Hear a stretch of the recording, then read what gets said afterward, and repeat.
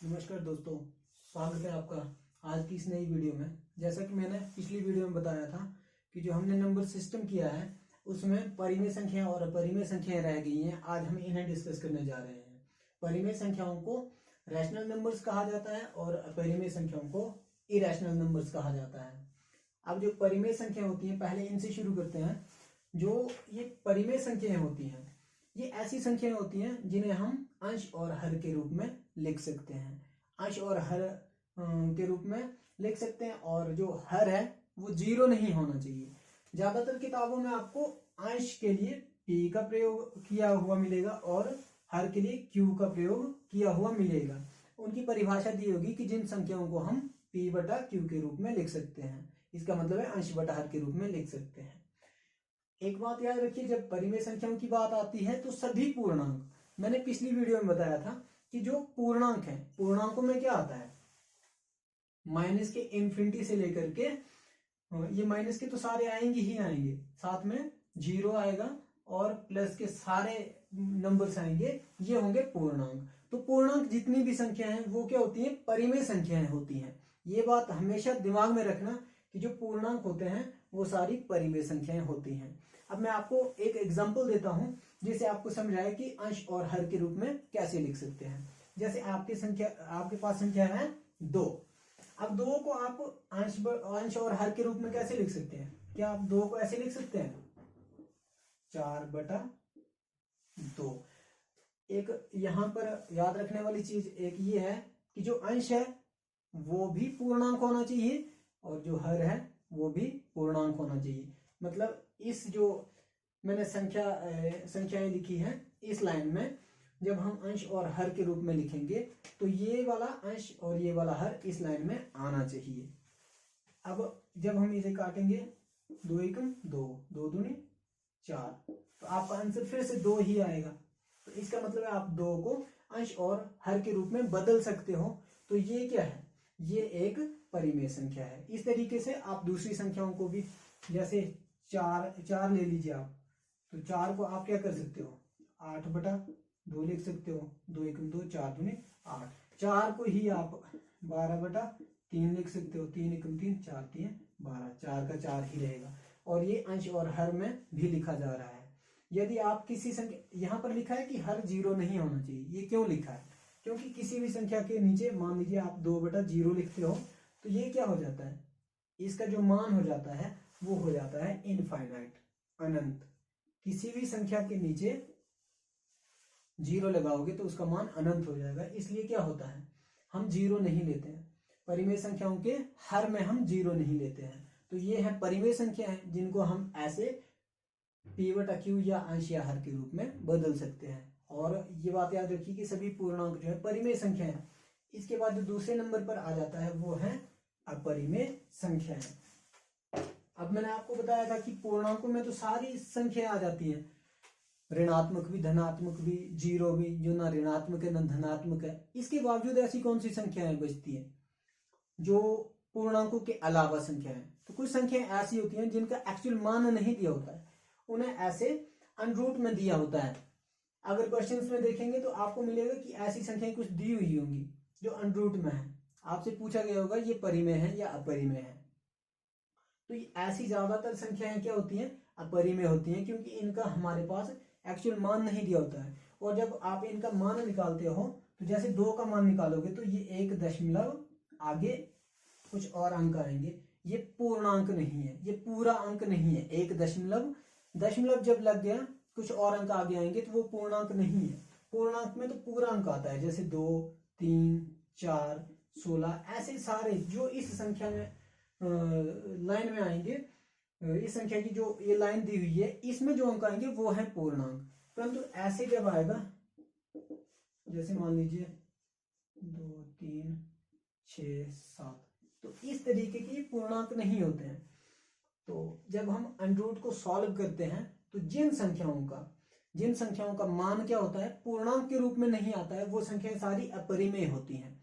इसमें जब आप देखोगे तो जो 4 का मान है, √4, इसका मान आ जाता है 2 × 2। और जब ये जोड़ा सेम संख्याओं का जोड़ा होता है तो एक संख्या बाहर निकल जाती है और इसका अंडर जो है वो खत्म हो जाता है, तो यहाँ से 2 बाहर निकल जाएगा और क्या हो जाएगा 4 का 2 दूनी 4 मतलब 2 बाहर आ जाएगा। ये एक पूर्णांक है, यहाँ देखिए ये एक है पूर्णांक, क्योंकि इसमें जो है 2 हमारे पास है। तो जब हमें पता है कि कोई भी संख्या जो पूर्णांक है वो परिमेय संख्या है, तो मतलब जो ये है ये अपरिमेय नहीं है, √4 अपरिमेय नहीं है। और यहाँ पर मैंने √1 नहीं लिखा है, जो √1 है √1 को हम ऐसे लिख सकते हैं 1 गुणा 1, तो मतलब इसका मान 1 ही रहता है। ये भी क्या है परिमेय संख्या है, मतलब ये अपरिमेय नहीं है। अब इनमें से आपने होमवर्क करना है कि ऐसी संख्याएं कौन सी है। मैं 2-3 और एग्जांपल बताता हूं जो इनमें से परिमेय हैं, बाकी तो अपरिमेय होंगी। अब जैसे इसमें देखिए 9 है, 9 को हम 3 गुणा 3, 3 3 9, जो सेम पहाड़ी में आ जाता है 3 3 9, तो ये जोड़ा बन गया, 3 बाहर आ गया, तो ये क्या हो गया एक पूर्णांक बन गया। सभी पूर्णांक परिमेय संख्या है, तो इसका मतलब ये जो है √9 ये क्या है एक परिमेय संख्या, रैशनल नंबर है, इरेशनल नंबर नहीं है, अपरिमेय संख्या नहीं है। इनके अलावा इन नंबर्स में जिनका मान पूर्णांक नहीं निकलेगा वो तो अपरिमेय होंगी ही होंगी। एक संख्या और है जो अपरिमेय होती है, आपको देखने को मिलेगा किताबों में कि एक ऐसा निशान दिया होता है जिसे पढ़ा जाता है पाई के रूप में। इसे ऐसे शायद ऐसे लिखते हैं पाई, PI पाई। तो इसका जो मान है, इसका मान दिया होता है कि पाई का कई क्वेश्चंस में मान दिया होता है 22/7 लें। कई बच्चे क्या करते हैं उन्हें मान पता होता है कि पाई का मान 22/7 है, तो वो मानकर चलते हैं ये एक परिमेय संख्या है, क्योंकि अंश और हर के रूप में तो दिया है।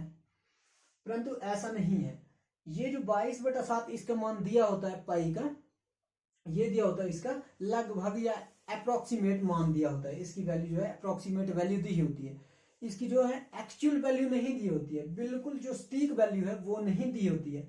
ये है क्लोज वैल्यू, इसके पाई की जो क्लोज वैल्यू वो है 22/7, परंतु इसकी जो एक्चुअल वैल्यू है वो किसी को पता ही नहीं है। इस पर बहुत रिसर्च हुई है, इसलिए इसकी नियरेस्ट जो वैल्यू है वो है 22/7 दी हुई है। परंतु हमें चाहिए पूर्णांक जिसकी सही वैल्यू है, एग्जैक्ट वैल्यू वो होंगी परिमेय, अदरवाइज वो अपरिमेय आ जाती है। तो इसकी हमारे पास एक्चुअल वैल्यू नहीं है, इसलिए हम इसे अपरिमेय संख्याओं में गिनते हैं। तो ये भी एक अपरिमेय संख्या है। मुझे आशा है आपको ये टॉपिक समझ आ गया होगा। इसके बाद हम 1 या 2 क्वेश्चन ऐसे करते हैं जो एग्जाम में पूछे जाते हैं और जिससे आपके थॉट क्लियरिटी जो है वो और बढ़ जाएगी। तो आइए अब हम शुरू करते हैं परिमेय संख्या और अपरिमेय संख्या पर बेस्ड 1 या 2 क्वेश्चन। ज्यादा समय नहीं लूंगा आपका, जिससे आपकी जो इन संख्याओं के प्रति रुचि भी बढ़े और समझ भी बढ़े।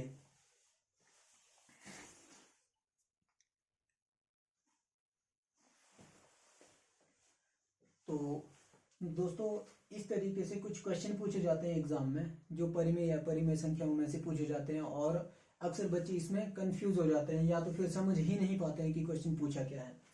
पहला क्वेश्चन जैसे पूछा गया है, निम्नलिखित में से डैश एक परिमेय संख्या है। पहले दिमाग में रखिए कि परिमेय संख्या कौन सी है, जो ऐसी संख्या है जिन्हें अंश या हर के रूप में लिख सकते हैं या सारे पूर्णांक।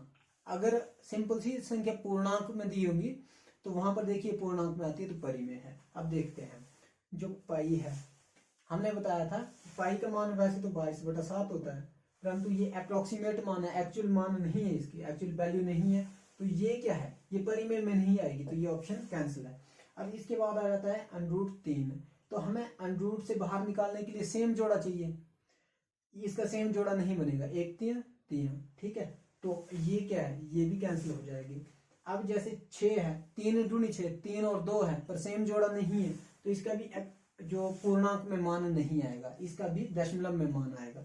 अब जैसे 9 है, तो 9 को हम 3 × 3 लिख सकते हैं, ये दोनों सेम जोड़ा आ गया, तो हम क्या करेंगे इसे 3, और ये आपका सही आंसर हो जाएगा। जो परिमेय संख्या है वो √9 परिमेय संख्या आ जाएगी। अब जो दूसरे तरीके से क्वेश्चन पूछते हैं वो पूछते हैं निम्नलिखित में से डैश एक अपरिमेय संख्या है।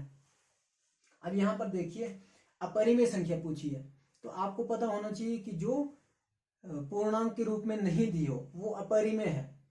ठीक है, जैसे 2 है, ये पूर्णांक है, तो ये क्या है, ये जो है हमारा ऑप्शन गलत हो जाता है। ये तो परिमेय है, हमसे पूछिए अपरिमेय। कौन सी अपरिमेय है, ये तो है परिमेय, हमसे पूछिए अपरिमेय। अब यहाँ देखिए ये भी एक पूर्णांक है, तो ये भी ऑप्शन गलत हो जाता है, ये परिमेय है, जबकि हमसे पूछिए एक अपरिमेय संख्या है।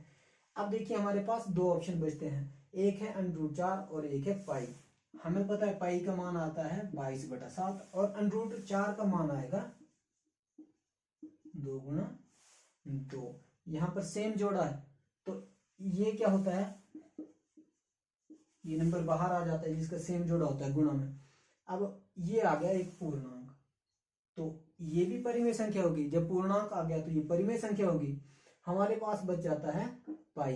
पाई का 22/7 है तो अंश और हर में, परंतु इसका ये एक्चुअल मान नहीं है, इसका ये अप्रोक्सीमेट मान, इसका लगभग मान ये है, पर हमारे पास इसका सही वास्तविक सही मान नहीं है। ये इसके करीब करीब मान है पर पूरा मान नहीं है, इसलिए ये क्या हो जाता है, ये अपरिमेय हो जाती है और यही हमारा आंसर हो जाएगा। तो मैं आशा करता हूँ यदि एग्जाम में ऐसे क्वेश्चन पूछे जाएंगे तो आप हड़बड़ाएं नहीं, अच्छे से अंडरस्टैंड करें कि पूछा क्या है, अपरिमेय है या परिमेय पूछी है। मुझे उम्मीद है आपको आज की वीडियो पसंद आई होगी। अगर आपको पसंद आती है तो अपने दोस्तों के साथ शेयर करिए, उन्हें भी ये परिमेय अपरिमेय संख्याएं समझ आएंगी और उनके दिमाग से भी ये जो डर है वो खत्म हो जाएगा। इस वीडियो को आगे शेयर कीजिए। हमारे चैनल का नाम है ब्रेन ट्रेनर गुरु, उसको सब्सक्राइब कीजिए और जो बेल आइकन होता है वहां से नोटिफिकेशंस आती है उसको ऑन कीजिए और ऑल वीडियोस पर सेट कर दीजिए। जब मेरी नेक्स्ट वीडियो आएगी तो वो डायरेक्ट आप तक पहुंचेगी और आप अच्छे से दूसरे कंसेप्ट को भी समझ पाएंगे।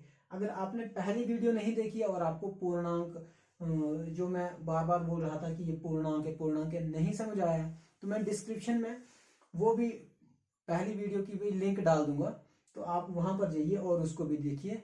आशा करता हूं आपको ये टॉपिक अच्छे से समझ आएंगे। Thank you, have a good day.